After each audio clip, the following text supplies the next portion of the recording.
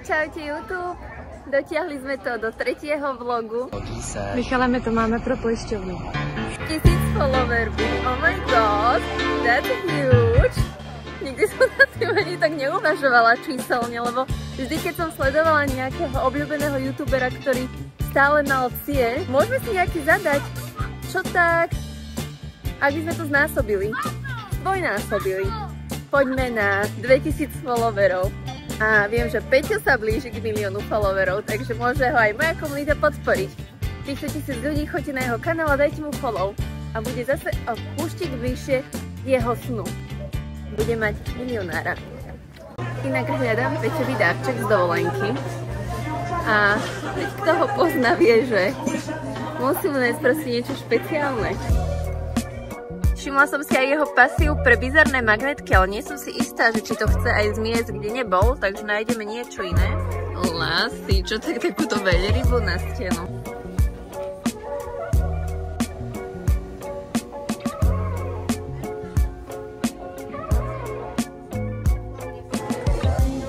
Dajte mi odber! Jak vieme. I'm old-fashioned lady. Používam mapu a ideme sa pozrieť do Jurského parku na dinosaury.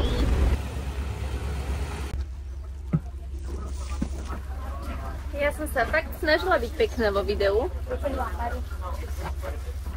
Ale it is how it is. Nechceme zmoknúť. 5 minutes later. Keď tu mali dinosaury takéto počasia, sa vôbec nečudujem, že vyhynuli.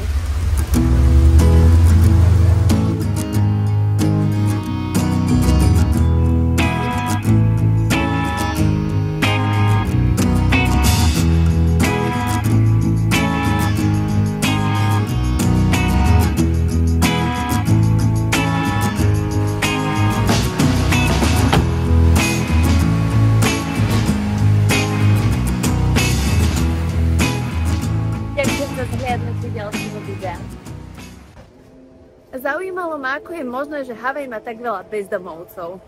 Tak som googlila a zaujímavosť je, že v celej Amerike je veľká problematika, čo sa týka ľudí bez domova. A veľké mestá, ako napríklad San Francisco, LA alebo New York, vymysleli relokačné programy a lákajú ľudí bez domova, aby odleteli na miesto, ako je napríklad Havaj, kde je celoročne pekné počasie a bude sa im tu ľahšie žiť, a kupujú im jednosmerné letenky.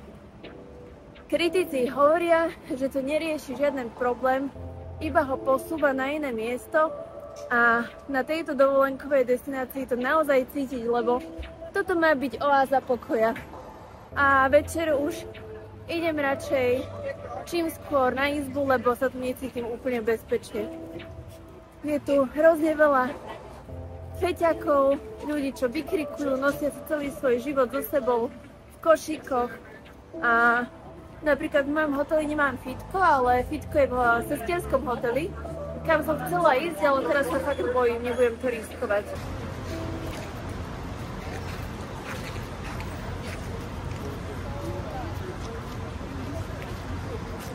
Ideme si kúpiť raňajky. Ja tu každý deň jem to isté. Mám rada sushi a všetky jeho podoby a som pri mori, takže si dám vždy rýža ryba. Milujem. Maximálne ešte havajské poke. Že rýža ryba v inej podobe. Ale same, but different.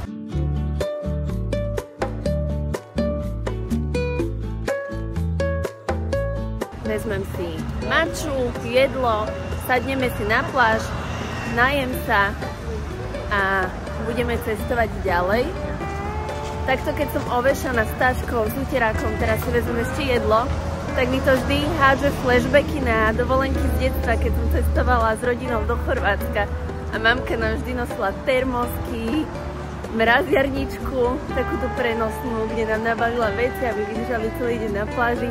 Sú to krásne spomienky, k ktorým sa často vraciam. Všeobecne do detstva sa v myšlienkach veľmi často vraciam.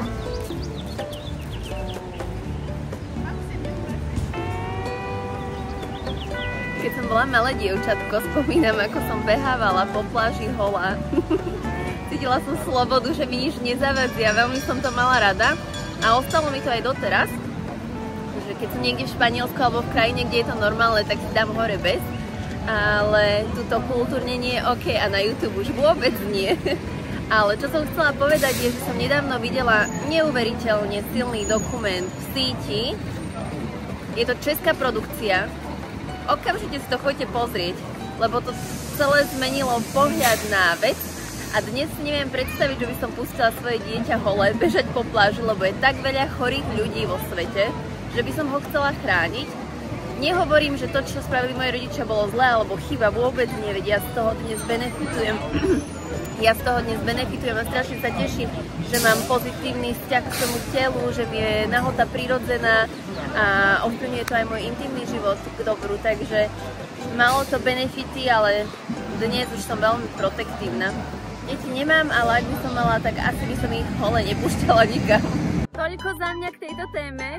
Ja o nej teda veľa neviem, takže ak sú vám nejaké mamičky, určite mi napíšte do komentára svoj pohľad na to, ako sa to má robiť správne. Ja už sa nachádzam na Waikiki Beach, čo je najznámejšia pláž na Havaji. Idem sa okúpať a fun fact je, že z tohto ostrova pochádza aj Barack Obama, bývalý americký prezident. Amazing grace, how sweet the sound that saved a wretch like me. I was lost, but now I'm found. Was lost, but now I see. Práve som Peťovi hovorila, že by som si na Slovensku možno zakúpila také auto a to som ani nevedela, že za 3 minúty si ho budem kupovať v Amerike. Som nadšená? Je koniec sveta? V tom aute som dnes sedela 26 sekúnd. A pri prvom výjazde som nabrala stenu, pretože je tu výškový limit a keď som si dala dole strechu, tak to auto bolo o 5 cm väčšie ako je limit. Takže som odstrhla strechu. Ach do matky. Mohlo sa mi toto podariť. Prešla som s otvorenou strechou. Mňa porazí. Mám už za sebou aj vyúčtovanie. Za vzniknutú škodu som platila $1,800. Keď vezmem úvahu, že auto som mala na barter, teda som im robila výstupy, ako influencer si viete riešiť spolupráce kdekoľvek na svete, tak som si v podstate zaplatila plnú sumu za pôžičku auta a môžem si v hlave vymazať incident, že som narafala. A keďže mi dali len kľúč od auta, mohla som ísť, tak nebolo auto poistené a mala som obrovský strach, že zaplatím šialenú cenu, lebo v Amerike proste človek nikdy nevie, čo koľko tu stojí. Ale beriem si svoje ponaučenie. I learned my lesson hard way.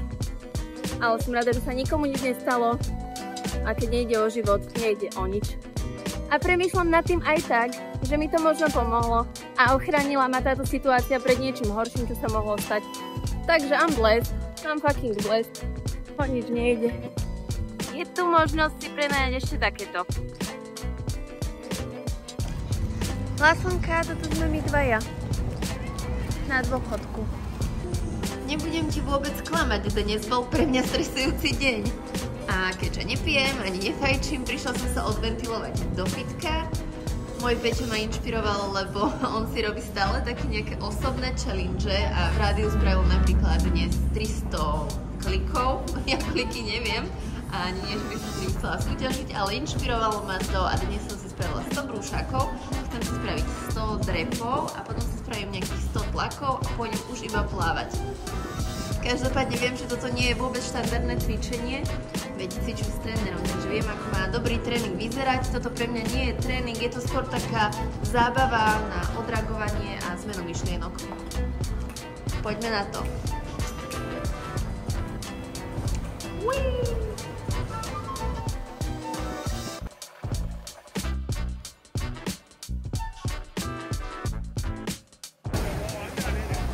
nebudem toxicky pozitívna. Niektoré dni sú lepšie, iné horšie, dnešný bol drahší, ale sumár je, že môj život je nádherný a som za ňo vďačná vo všetkých podobách. A ja som vďačná, že ste pri ňom, vidíte ho, môžete ho takto sledovať. Ja som nesmierne vďačná za vašu podporu, reakcie, komentáre, lajky, zdieľania a všetko, čo mi pomôže rásť. Peťo vraví, že mám dávať nejaké odmeny za dosiahnutia followerov, takže ho. Nemám už 20 rokov, ale ak tu budeme mať niekedy 50 000 followerov, tak ho dotlačím do Cinnamon Challenge. Bol to jeho nápad, že to mám spraviť k 2000 followerom. Tak tomu nedoprajem, ale kľudne, keď budeme mať 50 000 followerov, tak potom to spravím s ním.